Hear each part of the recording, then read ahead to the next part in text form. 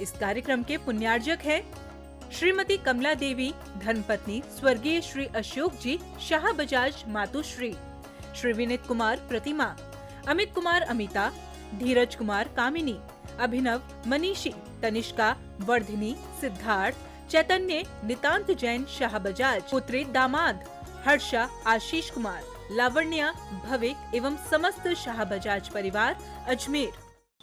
सभी उपस्थित धर्म प्रेमी, पुण्य आत्मा एवं महानुभाव, हमारे आचार्यों ने शांति प्राप्त करने के लिए, शांति की प्राप्ति के लिए सामायिक का उल्लेख किया है।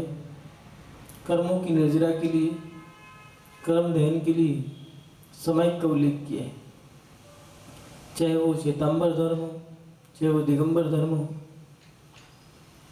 दोनों धर्मों में ही महावीर स्वामी ने सामायिक का उल्लेख किया है कि सामायिक करनी चाहिए। किन्हीं नीतिकारों ने यहाँ तक लिखा है कि एक दिन 24 घंटे का होता है, उन 24 घंटों में से एक बार तो अकेले में बैठ कर के अपनी आत्मा का ध्यान करना चाहिए। इसी को सामायिक कहा है। लेकिन सामायिक करने से पहले मन में एक सवाल खड़ा होता है कि सामायिक करते समय हमें किन किन बातों का ध्यान रखना है, क्योंकि कोई भी काम करें तो हर कार्य की दो क्रिया होती हैं, एक अच्छी और एक बुरी। उन बुरी क्रियाओं के बारे में अगर हमें पता लग जाए तो हमारी क्रिया अच्छी हो जाएगी। सामायिक में ऐसी कितनी बातें हैं, कौन कौन सी बातें हैं हमें ध्यान रखनी चाहिए, किन बातों के माध्यम से हम अपनी सामायिक को अच्छी कर सकते हैं, क्योंकि सामायिक रत्नों का व्यापार है। इसमें तो ध्यान लगाया जाता है, चिंतन किया जाता है और उसके माध्यम से असंख्यात कर्मों की निर्जरा होती है। लेकिन सामायिक करते समय बहुत सारी बातें हैं जिन्हें हमें ध्यान रखना होगा, सावधानी रखनी होगी, नहीं तो हमारा कर्म तो वहाँ भी चलता ही जा रहा है। मन वचन काय इन तीनों के योगों से क्रिया होती है और जैसी हम क्रिया करेंगे कर्म तो बनेंगे, चाहे अच्छे बने चाहे बुरे बने। कर्म को रोकने के लिए हम सामायिक करते हैं। सामायिक को करना कैसे? तो आचार्य उमा स्वामी जी ने तत्वार्थ सूत्र में हमारी जिज्ञासा का समाधान किया है एक सूत्र के माध्यम से, और उन्होंने एक अनुकंपा की हम पर। यह आचार्यों का वात्सल्य है, उनकी करुणा है, उनकी ममता है, उनकी अनुकंपा है, उनका उपकार है हमारे ऊपर कि हमारी हर जिज्ञासा का समाधान हमारे आचार्यों ने शास्त्रों के माध्यम से किया है।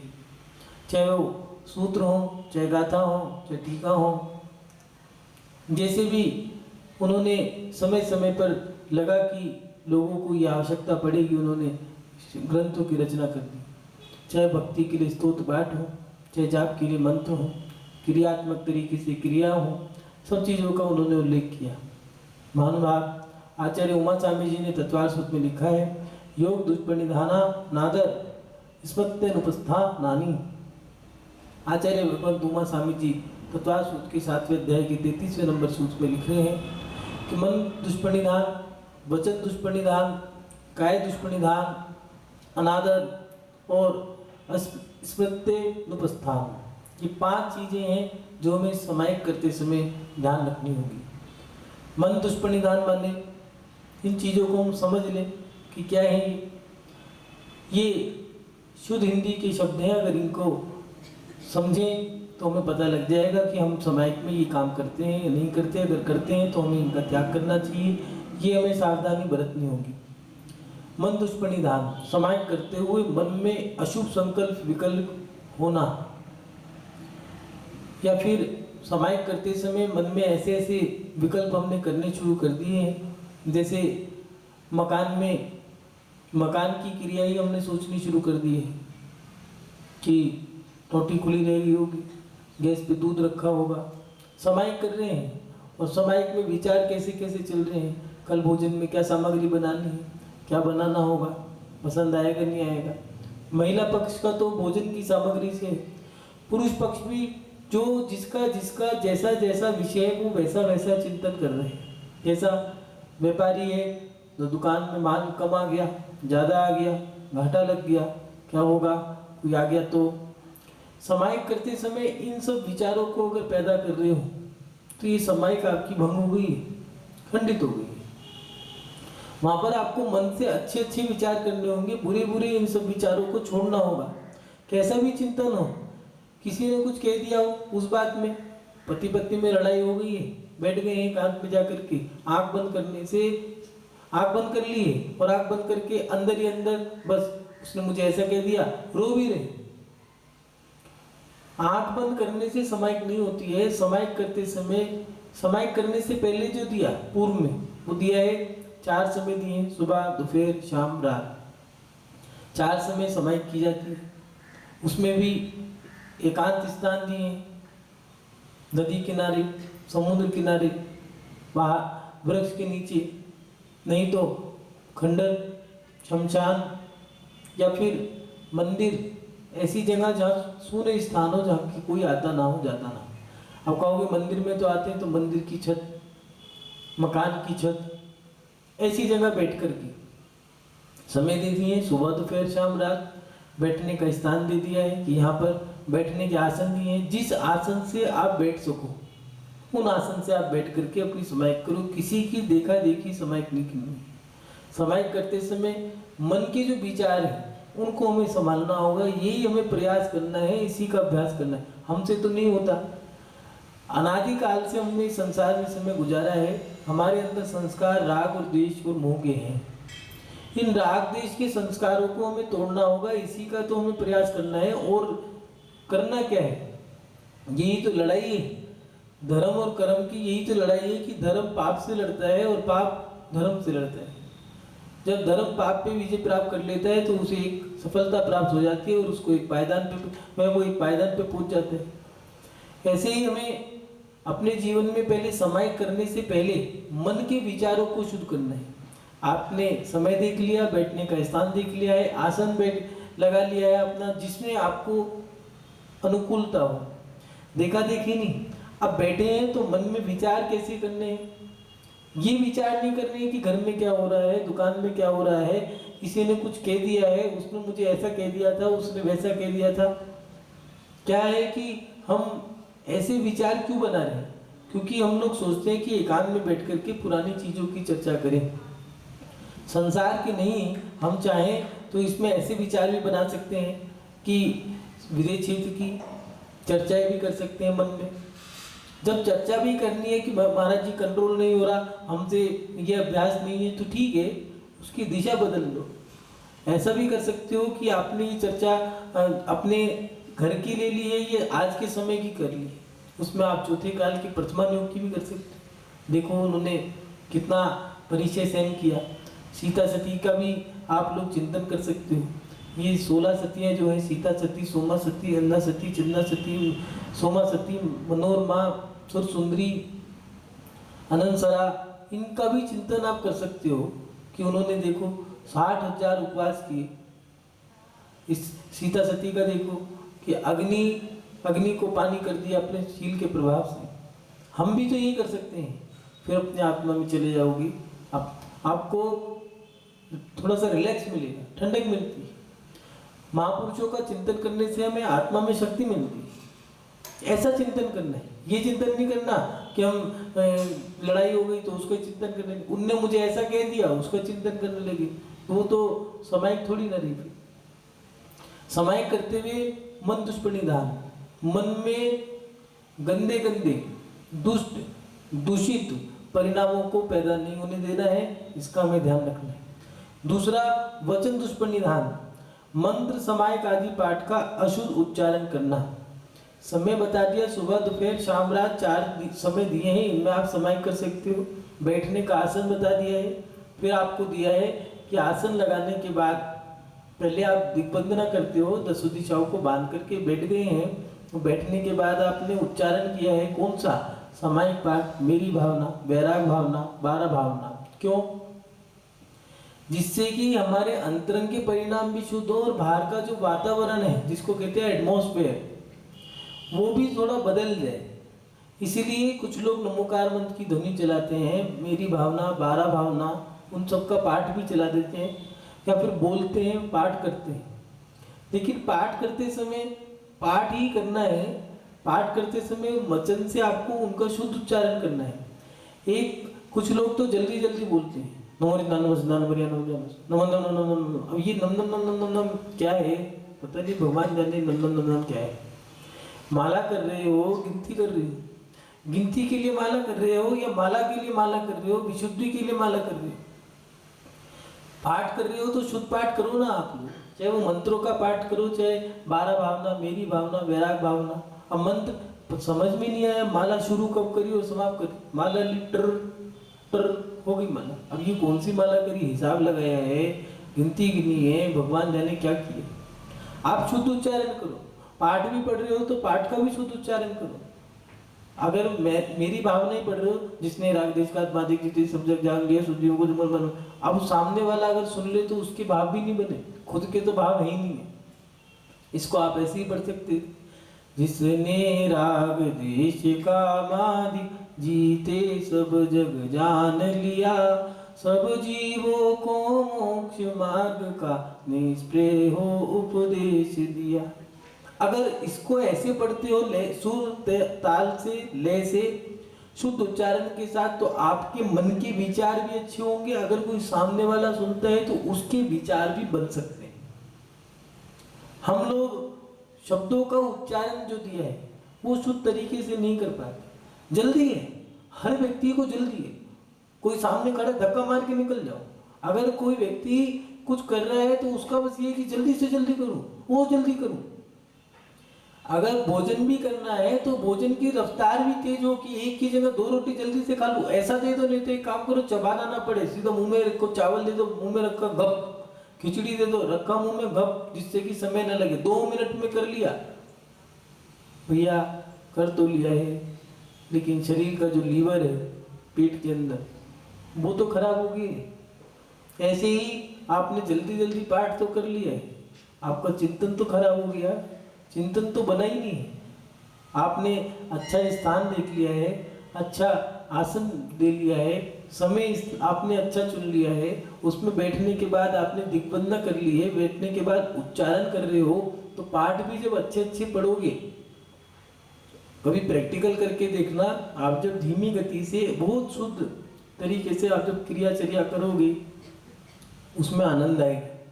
बाहर की क्रियाओं से मन के विचार भी अच्छे बनते हैं, मन के विचार से आत्मा के परिणाम अच्छे बनते हैं। आत्मा और मन दोनों की एक दूसरे से दीवार सटी है। जैसे ही मन में हलचल होती है, ऐसे ही आत्मा के परिणामों में उथल पुथल हो जाती है। आत्मा में जैसे ही परिणाम बनते हैं, वैसे ही मन में उथल पुथल हो जाती है। दोनों की एक दूसरे से, जैसे ही मन से कुछ क्रिया होगी वैसे ही वचन आपके। कुछ लोग नेगेटिव सोचते हैं, देखना, जो नेगेटिव सोचते हैं उनके शब्द भी नेगेटिव ही निकलेंगे। नेगेटिव शब्द निकलेंगे, नकारात्मक सोचने वाले नकारात्मक बोलेंगे, नकारात्मक बोलने वाले का देखना आप उसकी क्रिया भी नकारात्मक होगी। चेहरा भी तमतमाता होगा, उसकी क्रिया भी उल्टी सीधी होगी। जो सकारात्मक सोच रख रहे हैं उनके शब्द भी अच्छे होंगे और बाहरी क्रिया भी उनकी अच्छी होगी।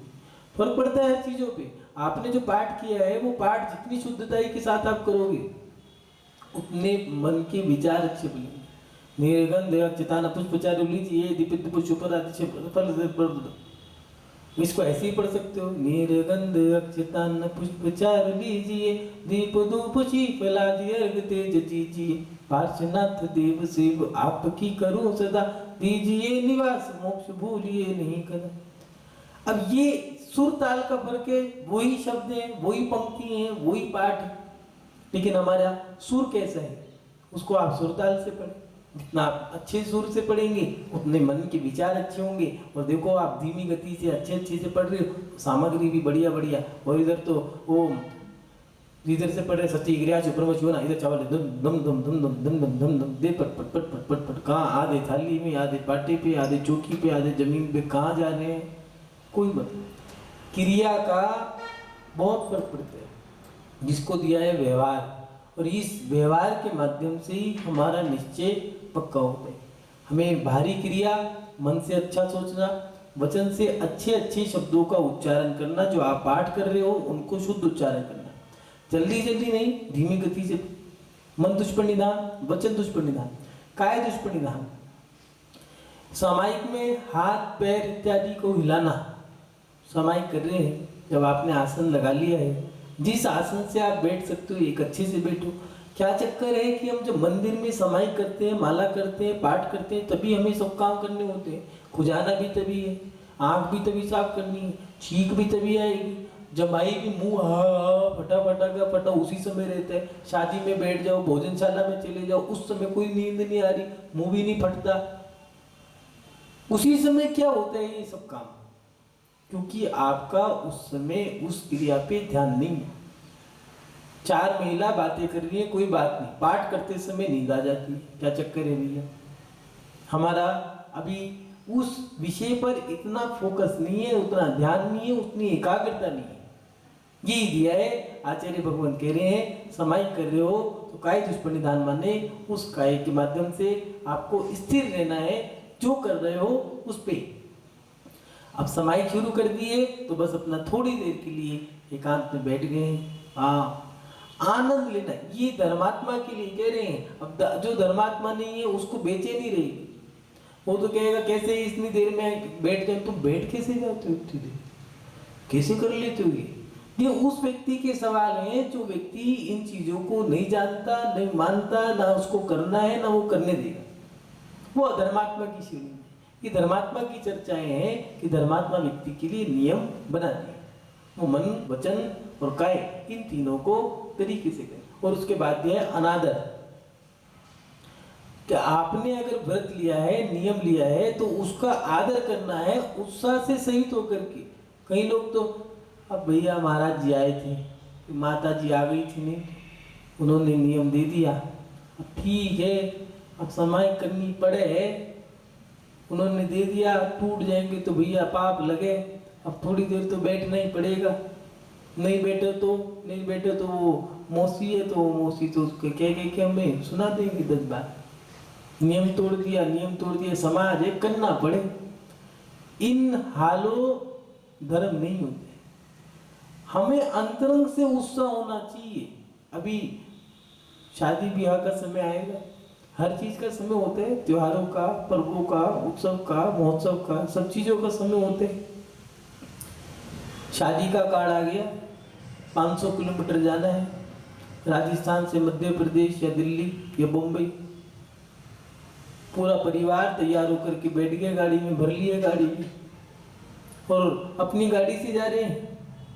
500 किलोमीटर मध्य प्रदेश या दिल्ली से धर्म का कोई कार्ड आ गया, काम टाइम नहीं है, क्या करें? बच्चा बीमार, बाप बीमार, माँ बीमार, सर दर्द, पेट दर्द, सारे के सारे। उस समय धर्म का कार्ड आ गया तो सारी बीमारी आ गई है, शादी का कार्ड आ गया है तो कोई बीमारी नहीं है, नए नए कपड़े हैं। शादी में जितने बैंड लगाए हैं उतना बैंड भगवान की रथ यात्रा में नहीं लगा पा रहे, क्यों? उससे ही नहीं है, आदर ही नहीं है उस चीज की।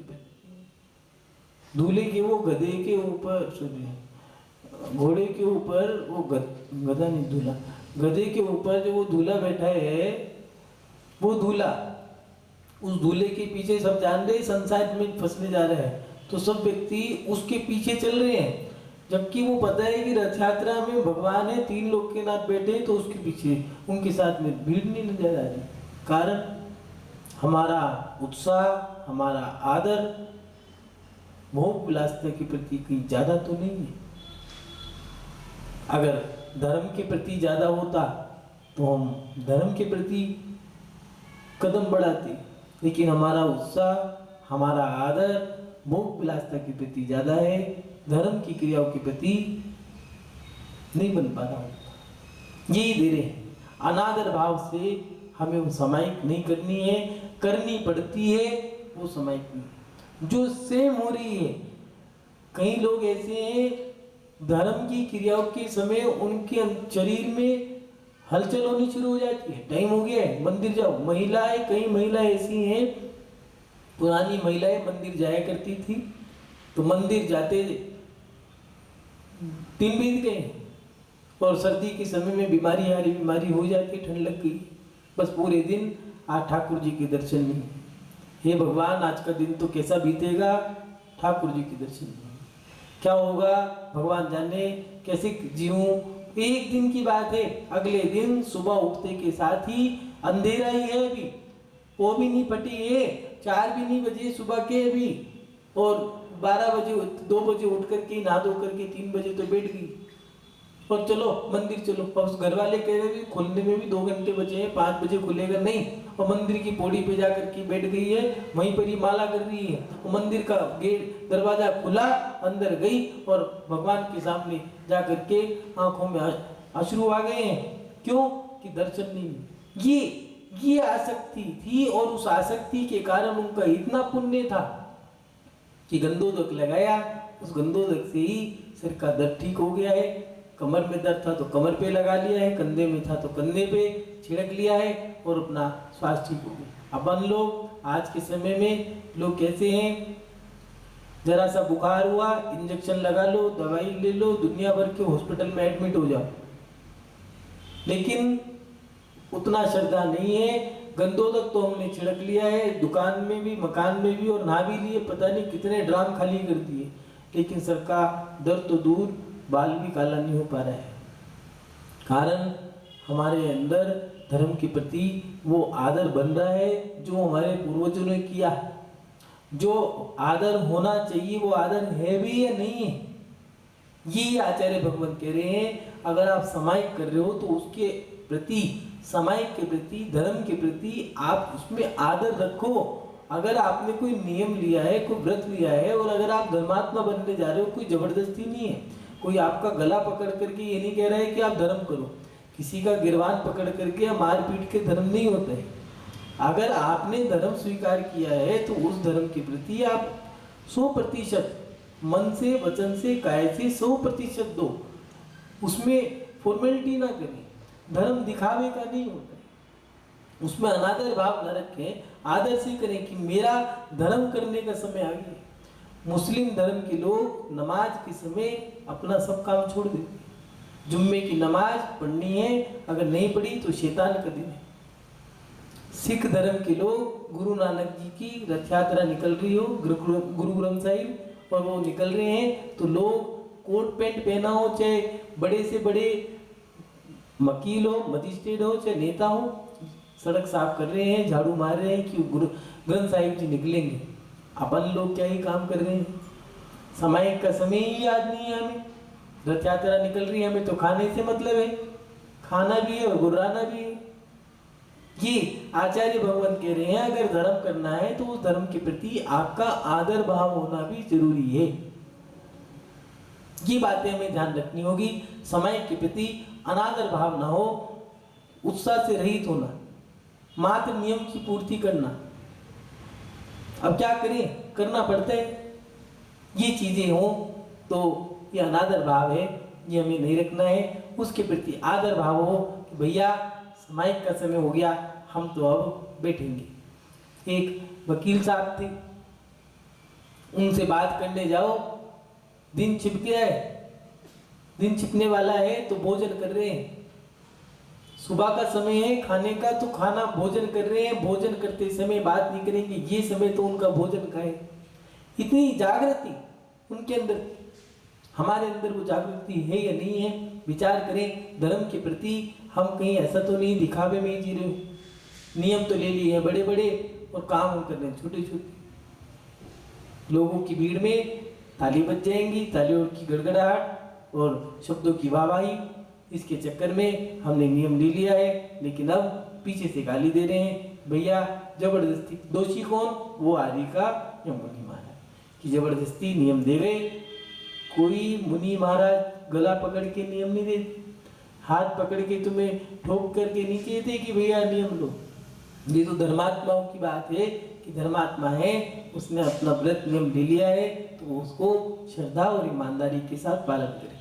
ये आचार्य भगवान कह रहे हैं। और उसके साथ साथ स्मृत्यनुपस्थान, सामायिक का काल ही भूल जाना, को गलती हो गई हम तो भूल गए।